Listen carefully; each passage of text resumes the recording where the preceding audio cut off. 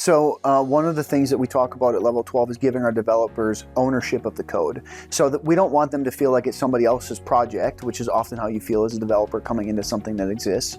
We want them to feel like if you're involved in this project, you're an owner of it. Maybe not the sole owner, but you're part owner, and you should care about the structure as a whole. So simply getting your job done to the spec is not always sufficient. We want you to be aware of the context, both the client context, the business context, but also the code context.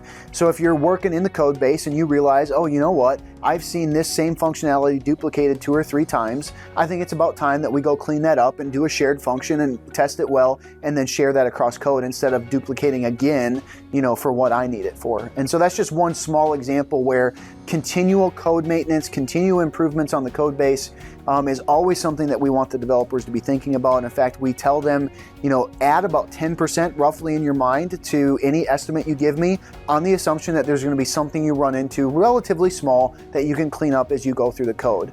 And what that does is over time, especially for code bases, we've had code bases now going on 10 years. The oldest code base that we have was started in 2010. If you never maintain that code, if you never maintain the stuff around the stuff that you're fixing or that you're adding, it just over time, it descends into chaos. And so giving your developers ownership over that code, they're constantly cleaning things up as time goes along to make things better, to make sure that the code smells go away, if you will.